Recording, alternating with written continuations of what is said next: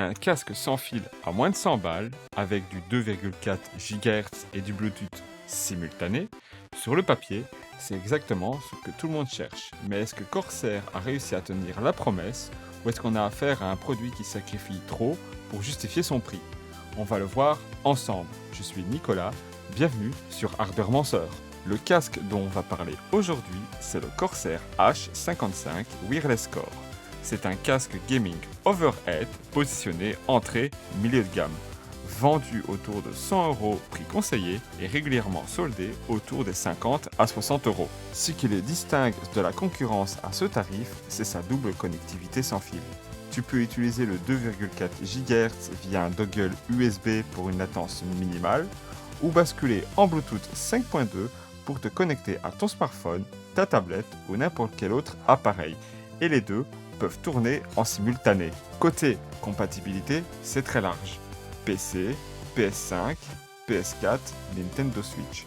Tout ce qui accepte du Bluetooth. Corsair vise clairement un public qui jongle entre plusieurs appareils. Techniquement, on a des drivers 50 mm Neodim Custom. Une autonomie annoncée à 24 heures, une portée de 15 mètres en 2,4 GHz, le tout dans un châssis qui pèse seulement 266 grammes. C'est léger, très léger, même pour un casque wireless. Le design, lui, est volontairement sobre. Du noir mat, un léger effet aluminium sous les oreillettes avec le logo Corsair. Aucun RGB, c'est du look discret qui penche plus vers le lifestyle que le gaming pur et dur, ce qui est un choix assumé de leur part. Dans la boîte, tu as le casque, le dongle USB, un câble de charge et un câble jack 3,5 mm pour une utilisation filaire si besoin. 3 modes de connexion pour un seul casque, c'est la proposition de Corsair. Dans la suite de cette vidéo, on va creuser le confort au port, la qualité audio, le micro et surtout, est-ce que le H55 Wireless Core tient vraiment la route face à la concurrence ou pas? Alors, côté look, Corsair joue la carte de la sobriété totale. Pas de RGB, pas de plastique coloré, pas de design gamer tape à l'œil. Juste du noir mat, des lignes propres et un logo Corsair en argenté sur les oreillettes avec un effet aluminium noir brillant. Franchement, pour le prix, le rendu visuel est au-dessus de ce qu'on attend. C'est le genre de casque que tu peux porter en dehors du gaming sans avoir l'air ridicule. La structure, elle, est principalement en plastique rigide. Et là, on va être honnête, c'est du plastique. Point. Mais Corsair a bien choisi son plastique. Il est dense, il a une bonne flexibilité et les finitions sont soignées. Si tu le fais tomber d'une hauteur significative, t'as toutes les chances de le retrouver en 2 morceaux. En utilisation normale par contre, ça tient la route sans problème. Ce qui rachète beaucoup, c'est l'arceau. L'intérieur est en aluminium recouvert de simili-cuir avec une mousse bien dense. Ça donne une sensation de solidité qu'on retrouve rarement à ce prix. Les oreillettes, elles, pivotent suffisamment pour poser le casque à plat, pratique si tu veux le ranger dans un sac. Les coussinets sont en mémoire de forme enrobés de simili-cuir. C'est doux, ça épouse bien la forme de l'oreille et même après des heures de port, ça ne chauffe pas excessivement. C'est un bon point. Maintenant, un truc qui m'a un peu chippé, le bouton mute dédié sur l'oreille droite. Le casque est déjà équipé d'un micro flip to mute, tu relèves la perche et c'est coupé, alors pourquoi un deuxième bouton pour la même fonction sur l'oreillette? C'est redondant, ça prend de la place et ça crée surtout de la confusion. Corsair aurait pu utiliser cet espace pour quelque chose d'utile. La molette de volume est sur l'oreille gauche, à côté de la perche micro. Elle sert aussi à défiler entre les presets EQ à la volée. C'est une bonne idée, pratique en jeu. Sur l'oreille droite, tu as le bouton d'alimentation et le bouton Bluetooth. En résumé, sur le build, Corsair livre un casque qui me paraît plus cher qu'il ne l'est, avec des choix de design intelligents, mais qui reste fondamentalement un produit plastique. À ce tarif, c'est entendu, et l'exécution est bonne, rien à redire sur les finitions. Bon, rentrons dans le vif du sujet. Ce que ce casque sait faire concrètement. Connectivité d'abord. Le HS55 Wireless Core propose 3 modes de connexion. 2,4 GHz via un dongle USB-A fourni, Bluetooth en 5.2 et le filaire via jack en 3,5 mm. Le 2,4 GHz, c'est ton mode principal pour le gaming. Latence minimale, signal stable jusqu'à 15 mètres. Le Bluetooth te permet de connecter en parallèle un deuxième appareil, smartphone, Nintendo Switch, Steam Deck, et les deux connexions peuvent tourner simultanément. Concrètement, tu peux jouer sur PC en 2,4 GHz et recevoir un appel sur ton tel sans toucher quoi que ce soit. C'est l'une des features les plus intéressantes du casque et c'est rare à ce prix. Le preset EQ à la volée, la molette de volume sur l'oreille gauche est cliquable. Chaque clic fait défiler 4 presets audio embarqués. Standard, Bass Boost, Movie Trader, FPS Compétition. Pas besoin de logiciel, ça marche directement sur le casque, y compris sur PS5 ou Switch.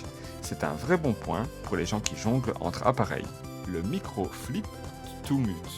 La perche est multidirectionnelle, certifiée Discord, et le micro s'active en le relevant. Simple, efficace, intuitif. Par contre, j'en avais déjà parlé, Corsair a même ajouté un bouton mute dédié sur l'oreille droite en plus. Redondant et inutile à mon sens, mais bon, ça ne nuit pas non plus. Le HS55 Wireless Core est compatible IQ sur PC, ce qui te donne accès à un égaliseur paramétrique personnalisable, au réglage du niveau micro et aux mises à jour firmware. Attention par contre, contrairement au HS55 Wireless classique ou au HS65, pas de surround via IQ sur ce modèle. C'est l'un des compromis du Core. Tu perds le Dolby Audio 7.1 logiciel pour du gaming compétitif. C'est pas forcément rédhibitoire, mais il faut savoir avant d'acheter. L'autonomie annoncée, c'est 24 heures. Et dans les tests, ça se confirme. Globalement, ce qui est vraiment pratique, c'est la recharge rapide. 15 minutes de charge, ça donne environ 6 heures d'utilisation. Tu poses le casque le temps d'un repas et tu as une soirée de jeu devant toi. Une compatibilité multiplateforme.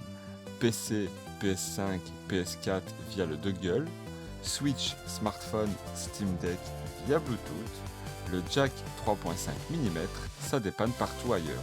C'est probablement le casque le plus polyvalent de la gamme Corsair à ce prix. En résumé sur les fonctionnalités, le HS55 Wireless Core fait beaucoup de choses bien pour 100 €. La double connexion simultanée, le preset EQ hardware sont les deux points forts. La seule vraie limitation notable, c'est l'absence de surround sonore. C'est ce que Corsair a sacrifié pour justifier le Core dans le nom. C'est là que ça devient intéressant, et aussi qu'il faut être honnête sur ce que le HS55 Wireless Core est vraiment. Les drivers 50mm Neodyne Custom font bien leur travail. Le profil sonore est globalement orienté basse, pas de façon agressive. Mais ça se ressent clairement sur certains contenus. Les médiums et les aigus sont corrects, convenables, sans être exceptionnels. En gaming, particulièrement sur des FPS, le casque s'en tire bien. La spatialisation en stéréo est suffisamment lisible pour repérer les bruits de pas, les directions d'où viennent les tirs, les ambiances sonores en général. Sur des jeux d'immersion RPG, horreur, open world, le rendu est agréable et enveloppant, sans prétendre rivaliser avec un casque haut de gamme. La plage de fréquence couverte va de 20 Hz à 20 000 Hz, ce qui est standard et honnête pour un casque de cette catégorie. Sur PS5, le casque est compatible Tempest 3D Audiotech, ce qui lui donne un vrai boost d'immersion spatiale sur les jeux qui le supportent. C'est un plus non négligeable pour les consoleux. Ce qui coince, c'est l'absence de surround logiciel. C'est le compromis Core dont je vous ai parlé. Pas de Dolby Audio 7.1 via IQ, contrairement au HS55 Wireless standard. Si tu es sur PC et que le surround virtuel c'est important pour toi, c'est un point à peser. Pour du gaming compétitif en stéréo par contre, ça ne change rien. En musique, le casque est honnête, mais pas excellent. Le biais sur les bases peut plaire sur certains genres, mais les audiophiles ou les gens qui écoutent des styles variés vont vite sentir le manque de finesse dans les aigus. C'est du casque gaming avant tout, il ne faut pas lui demander de faire le travail d'un casque audio dédié. Le micro omnidirectionnel s'en tire mieux que la moyenne à ce prix. La voix est reproduite avec une clarté correcte, Discord certifié. Et les tests en conditions réelles confirment que les interlocuteurs t'entendent fort et clairement, sans distorsion notable. Ils captent bien la voix tout en faisant une isolation correcte des bruits parasites environnants. Le bémol, c'est qu'il reste omnidirectionnel.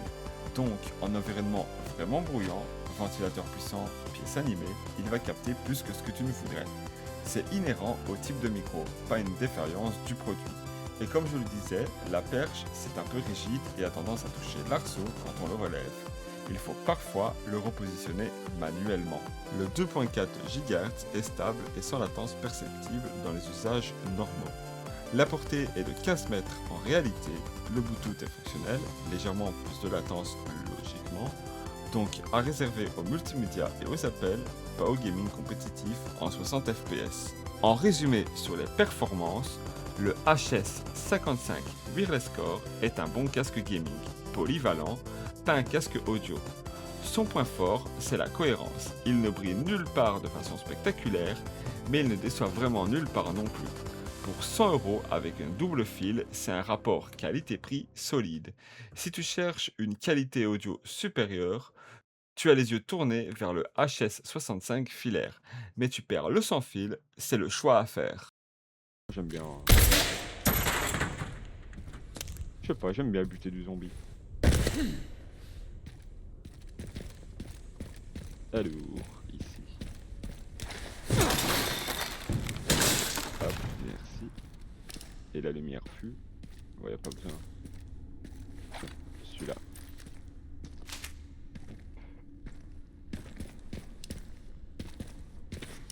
Tac, tac, tac.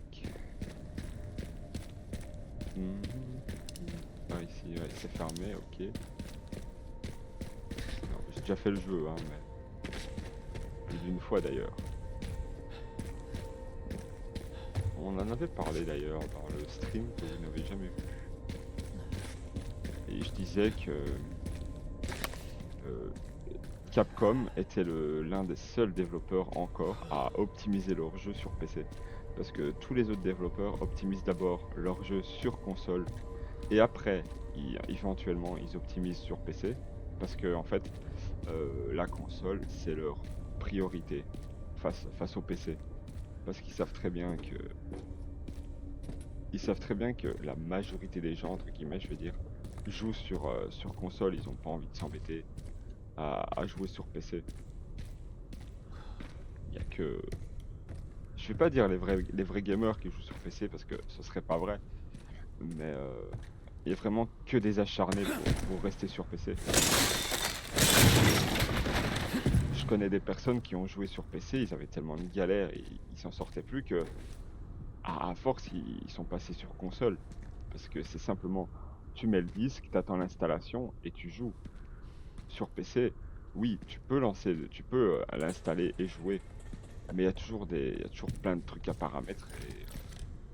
Et puis des fois c'est encore moins bien optimisé que sur console. Voilà, j'ai toujours trouvé qu'il y avait plus de problèmes sur les plateformes PC parce qu'il y a tellement de configurations différentes à prendre en compte. Et que sur PC, il y a toujours ce manque d'optimisation en règle générale sur les jeux PC. Que ce soit pour les bugs, les optimisations. Il y a toujours eu ce manque de... J'ai pas envie de dire professionnalisme parce que ce serait pas vrai.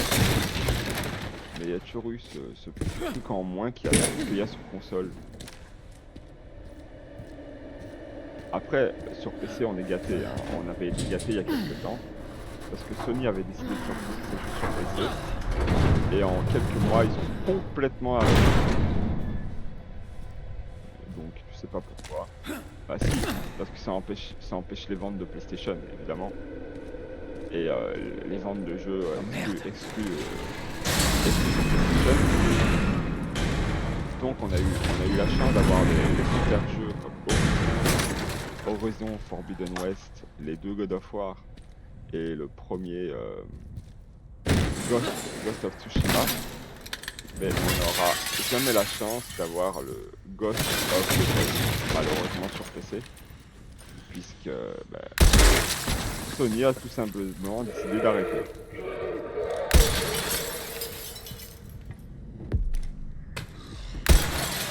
Pas assez d'argent malheureusement.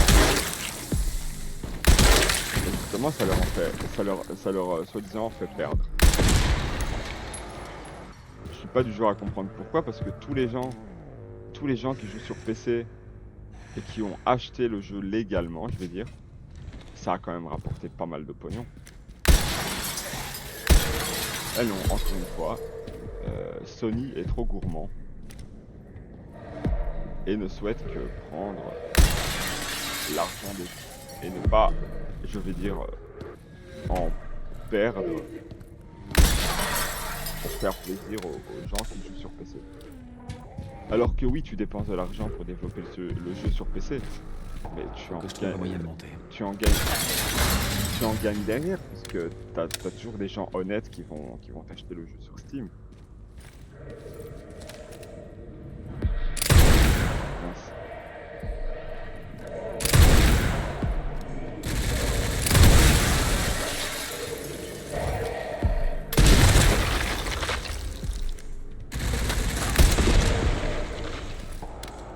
Enfin bon. C'est Sony et on peut pas aller contre, hein, malheureusement. Oh, je pensais qu'il était mort. Il va me tirer dessus. Ah bah oui.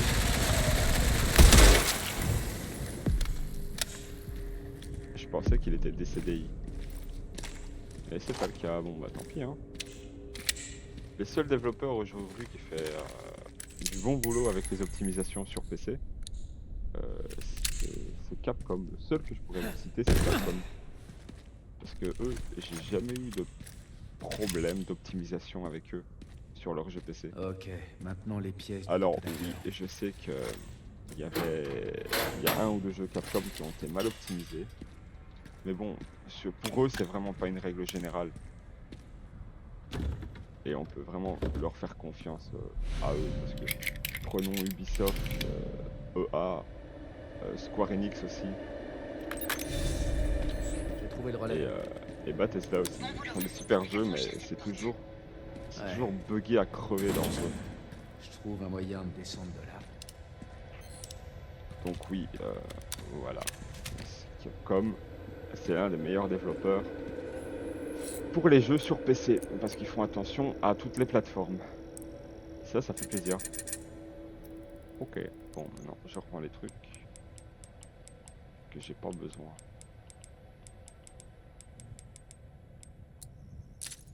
Est-ce que je peux optimiser un truc? Il y a plein de trucs à optimiser. Tac tac tac, le requiem, la hache. Capacité, c'est quoi? Rechargement. Ça.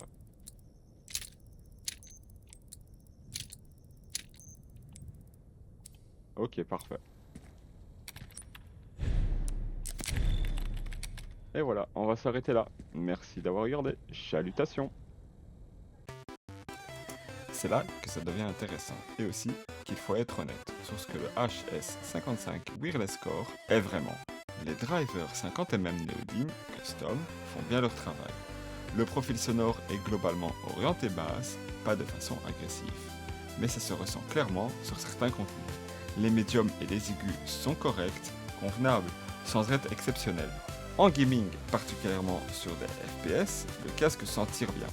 La spatialisation en stéréo est suffisamment lisible pour repérer les bruits de pas, les directions d'où viennent les tirs, les ambiances sonores en général.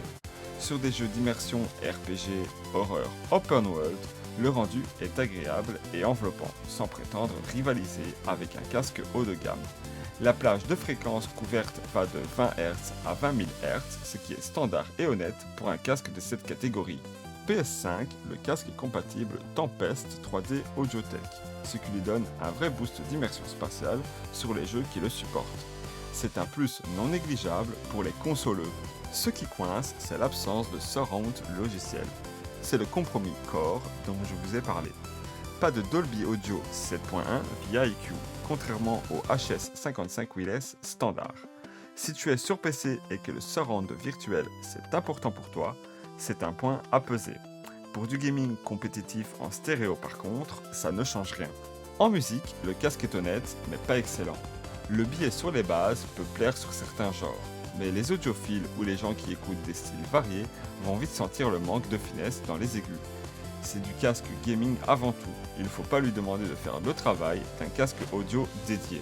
En musique, le casque est honnête, mais pas excellent. Le billet sur les bases peut plaire sur certains genres, mais les audiophiles ou les gens qui écoutent des styles variés vont vite sentir le manque de finesse dans les aigus. C'est du casque gaming avant tout, il ne faut pas lui demander de faire le travail d'un casque audio dédié. Le micro omnidirectionnel s'en tire mieux que la moyenne à ce prix. La voix est reproduite avec une clarté correcte, Discord certifié. Et les tests en conditions réelles confirment que les interlocuteurs t'entendent fort et clairement, sans distorsion notable. Ils captent bien la voix tout en faisant une isolation correcte des bruits parasites environnants. Le bémol, c'est qu'il reste omnidirectionnel. Donc, en environnement vraiment bruyant, ventilateur puissant, pièce animée, il va capter plus que ce que tu ne voudrais. C'est inhérent au type de micro, pas une défaillance du produit. Et comme je le disais, la perche, c'est un peu rigide et a tendance à toucher l'arceau quand on le relève. Il faut parfois le repositionner manuellement. Le 2.4 GHz est stable et sans latence perceptible dans les usages normaux. La portée est de 15 mètres en réalité, le Bluetooth est fonctionnel, légèrement plus de latence logiquement, donc à réserver aux multimédia et aux appels, pas au gaming compétitif en 60 fps. En résumé sur les performances, le HS55 Wireless Core est un bon casque gaming, polyvalent, pas un casque audio. Son point fort, c'est la cohérence. Il ne brille nulle part de façon spectaculaire, mais il ne déçoit vraiment nulle part non plus. Pour 100 € avec un double fil, c'est un rapport qualité-prix solide. Si tu cherches une qualité audio supérieure, tu as les yeux tournés vers le HS65 filaire. Mais tu perds le sans fil, c'est le choix à faire. Alors, soyons clairs, le HS55 Wireless Core a ses qualités, mais il a aussi ses limites. Autant les nommer franchement. Inconvénient numéro 1, pas de surround de logiciel. C'est le sacrifice le plus impactant du modèle Core.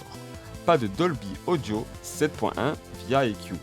Contrairement au HS55 Wireless standard, vendu au même prix, si tu es un joueur PC et que tu utilises du surround virtuel pour l'immersion ou la localisation sonore en compétition, c'est un vrai manque. Et le fait qu'il soit absent sur un casque positionné à 100 € face à un concurrent direct qui l'inclut, c'est difficile à défendre. Inconvénient numéro 2, la construction 100% plastique. On l'a dit dans la section design, les finitions sont soignées, mais c'est du plastique. Si le casque tombe d'une hauteur un peu sérieuse, t'as de bonnes chances de le retrouver abîmé.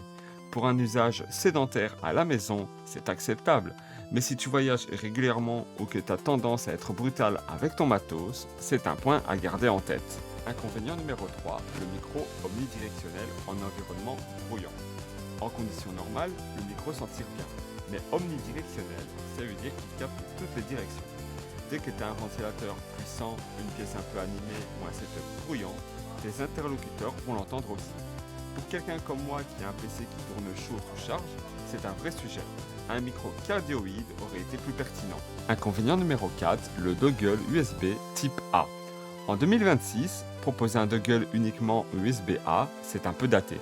Pas d'USB-C, ce qui veut dire que sur une Nintendo Switch en mode portable ou certains laptops récents qui n'ont plus que du USB-C, tu dois passer par un adaptateur. C'est un détail, mais sur un casque qui se veut polyvalent et nomade, c'est une contradiction. Inconvénient numéro 5, le bouton mute redondant et la perche micro capricieuse. Deux petites choses qui agacent à l'usage. Le bouton mute dédié sur l'oreille droite, alors que le flip to mute fait déjà le job. C'est inutile et ça prend de la place. Et la perche capricieuse qui touche l'arceau quand on le relève et qu'il faut positionner manuellement. C'est un défaut de concept basique que Corsair peut éviter. Rien de rédhibitoire, mais sur un produit vendu 100 €, c'est des petits détails qui se remarquent. Voilà, on arrive au bout de ce test du Corsair HS55 Wireless Core.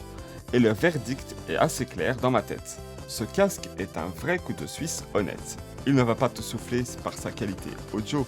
Il ne va pas te faire oublier que c'est du plastique et l'absence de surround de logiciel sur le modèle Core reste une décision Corsair difficile à comprendre. Mais c'est des faits, pour 100 €, il fait énormément de choses correctes et surtout, il fait des choses que le concurrent direct ne propose pas à ce tarif. La double connexion simultanée 2,4 GHz et Bluetooth, la compatibilité quasi universelle, 24 heures d'autonomie avec recharge rapide, 266 grammes sur la tête. Tout ça dans un même produit sous les 100 €. C'est une position solide. Corsair a clairement ciblé les joueurs qui jonglent entre plusieurs appareils au quotidien. Qui veut un casque discret et polyvalent sans suriner. Et sur cet objectif précis, la mission est remplie.